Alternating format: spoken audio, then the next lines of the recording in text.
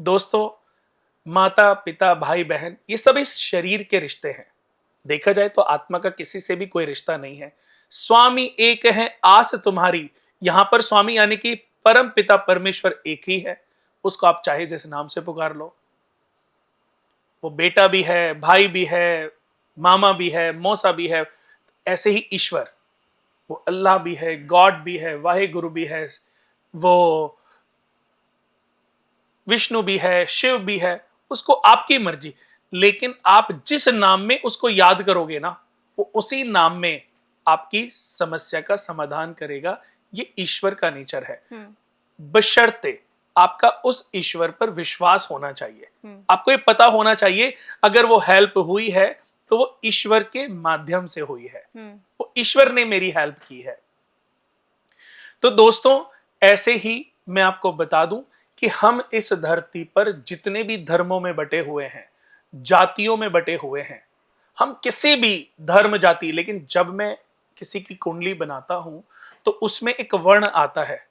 आपका सरनेम आपको पता होगा, मेरा सरनेम पता है, लेकिन ये पिता से मिला हुआ है, दादा से मिला, परदादा से मिला हुआ। लेकिन अगर 500 पीढ़ी पुराना आपका सरनेम में पूछूं तो आपको याद है? पीढ़ी दर पीढ़ी दर पीढ़ी दर पीढ़ी अगर हम सतयुग त्रेता युग तक चले जाएं, सतयुग तक चले जाएं, तो मैं आपको बता दूं कि हम किसी न किसी ऋषि की ही संतानें हैं।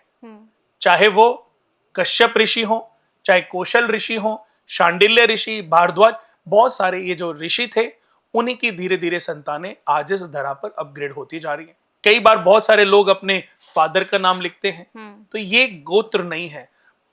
कुंडली के अकॉर्डिंग अगर मैं देखूं, चाहे वो आप हैं, चाहे वो मैं हूं, चाहे वो दुनिया का कोई भी व्यक्ति, सिर्फ 4 वर्णों से बंधा हुआ है। शूद्र, शूद्र का मतलब वो नहीं होता जो छोटी कास्ट छोटी जात वाले लोग होते हैं। शूद्र का मतलब होता है जिसके अंदर सेवा भाव हो।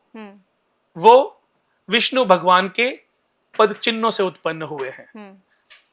वैश्य विष्णु भगवान के पेट से उत्पन्न हुए हैं। क्षत्रिय विष्णु भगवान की भुजाओं से उत्पन्न हुए हैं।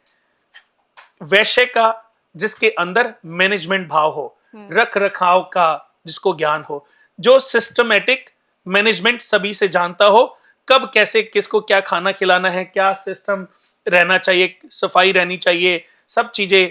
हम होते हैं ना घर में, हमारा एक मैनेजर, वो घर में सफाई सफाई देखता है, घर का ध्यान रखता है, टेक केयर करता है। तो वैश्य जो विष्णु भगवान के पेट से, क्षत्रिय जिसके अंदर रक्षा करने का भाव हो, जो लोगों की रक्षा करता हो, प्रोटेक्शन करता हो, तो वो विष्णु भगवान की भुजाओं से उत्पन्न हुआ। और सबसे ऊपर जिसका ब्राह्मण वर्ण हो, ब्राह्मण वर्ण में जो जन्मा हो। एक ही घर में ये चारों वर्णों के लोग हो सकते हैं। एक ही घर में ये चारों वर्णों के लोग हो सकते हैं। जैसे मैं अगर अपनी बात करूं तो मेरा ब्राह्मण वर्ण में जन्म हुआ है। मैं एक घर में जन्मा, मेरे फादर इंजीनियर थे, मवाना शुगर मिल में जॉब करते थे, मेरी मदर हाउसवाइफ थी, मेरे ब्रदर और सिस्टर, या मैं गांव में चाचा ताऊओं की बात करूं तो सब खेती बाड़े वाले लोग हैं। गढ़ मुक्तेश्वर आपने सुना होगा, सब लोग हमारे गांव में आज खेती करते। बहुत कम लोग हैं जो शहर में निकले होंगे, नहीं तो आज भी लोग खेती के माध्यम से अपना जीवन पालन यापन कर रहे हैं। लेकिन मेरा जन्म ब्राह्मण वर्ण में हुआ और मैंने उस वर्ण को समझा और मैं उस ट्रैक पर चला गया जो ट्रैक मेरे लिए ईश्वर ने निर्धारित किया था। इसलिए मैंने एस्ट्रोलॉजी भी सीख ली। एस्ट्रोलॉजी सीखी तो अपने लिए थी, लेकिन मैंने ज्ञान बांटना भी शुरू कर दिया, क्योंकि मेरा जो वर्ण है वो ब्राह्मण, ब्राह्मण जो विष्णु भगवान के मस्तिष्क से उत्पन्न हुआ है। सबसे प्यारी जो उत्पत्ति है वो ब्राह्मण वर्ण जो विष्णु भगवान ने अपने मस्तिष्क से पैदा की, कि इस दुनिया को सही ज्ञान देना, रास्ता सही से दिखाना, मार्गदर्शक बनना, ये ब्राह्मण का काम होगा। ऐसा नहीं कि ब्राह्मण के घर में ही ब्राह्मण जो पैदा हो रहा वही ब्राह्मण है।